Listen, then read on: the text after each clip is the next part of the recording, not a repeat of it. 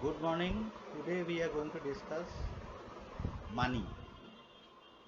The chapter name is Money and Banking, but today we are only discussing the topic of money. Okay. So, what is the definition of money? It is money is what money does. It's very funny definition, but see, actually there is no particular definition on money. Sometimes what we do, we summarize the functions of money and use it as definition of money. Okay, so now in India, first we will learn how to measure money supply. By money, what we mean? So there are four definition of money: M1, M2, M3, and M4.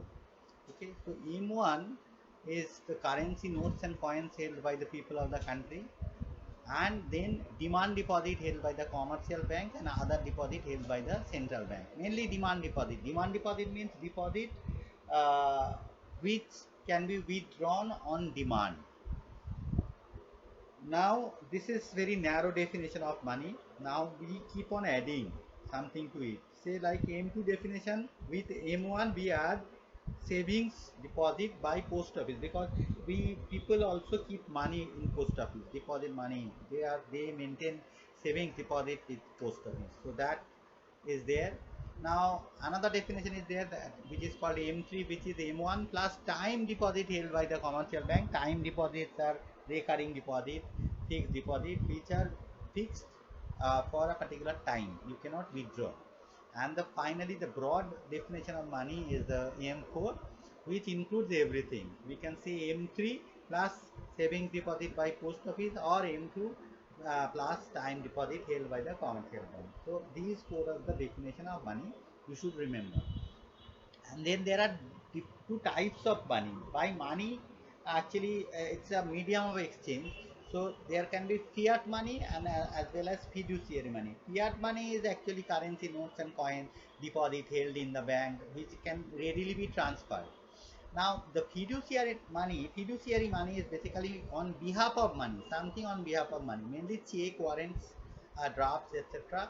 Now it has limited acceptability. Like fiat money has unlimited acceptability, but fiduciary money has limited acceptability. People might refuse. Okay, terms and condition apply.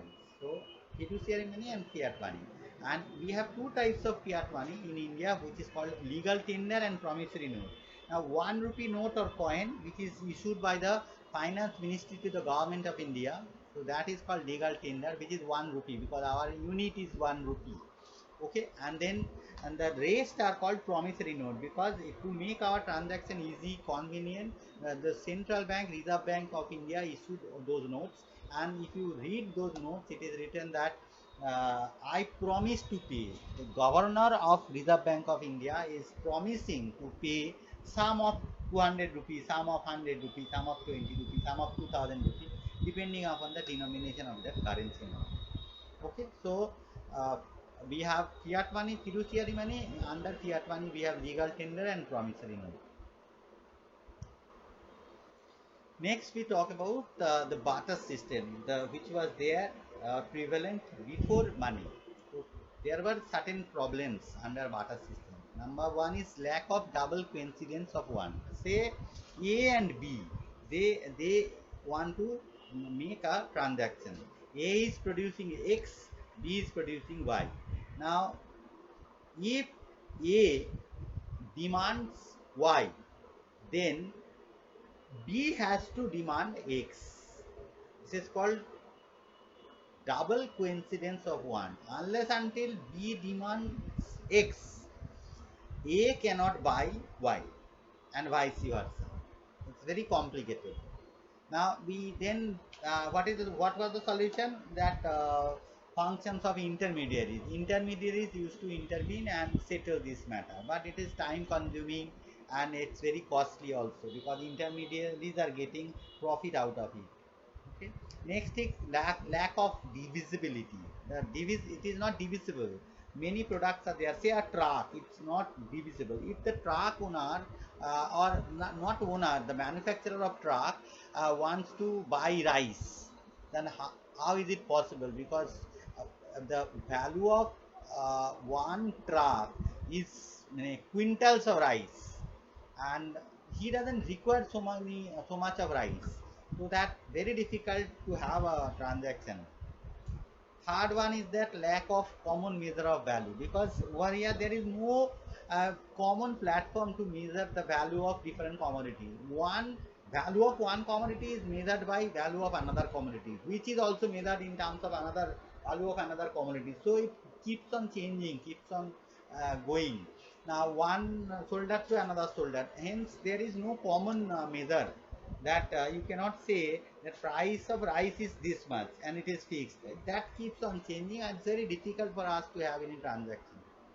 Then the store of value or transfer of wealth was also not possible, because there was no common measure of value, and mostly if you are trying to save your surplus through the product produce, then there might be perishable product.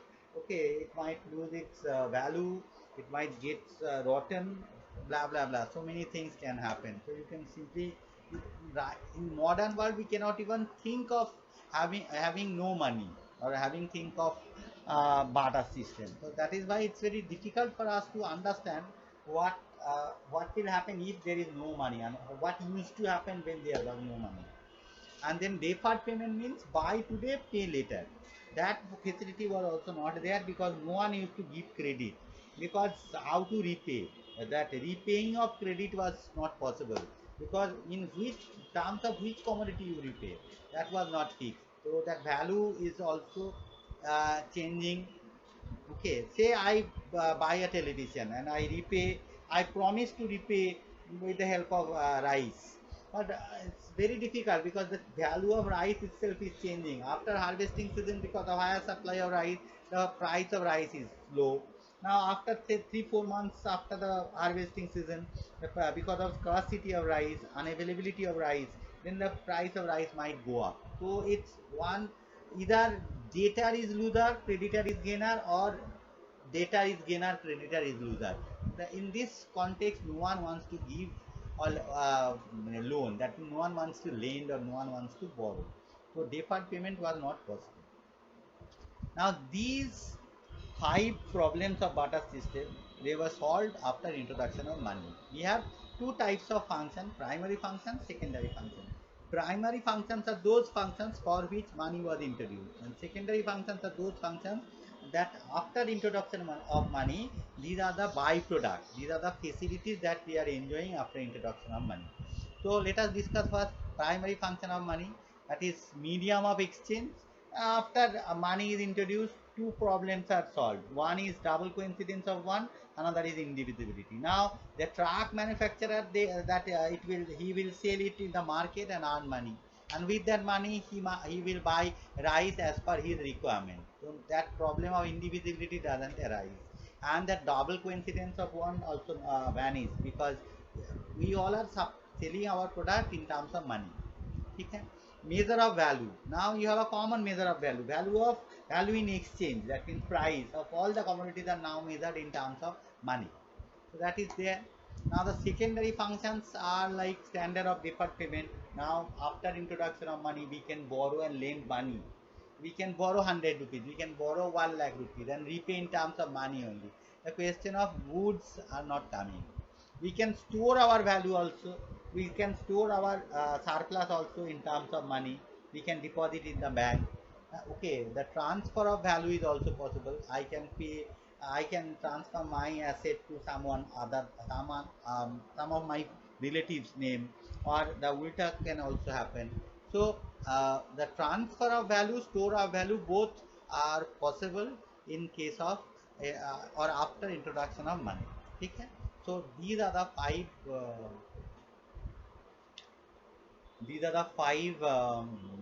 functions of money.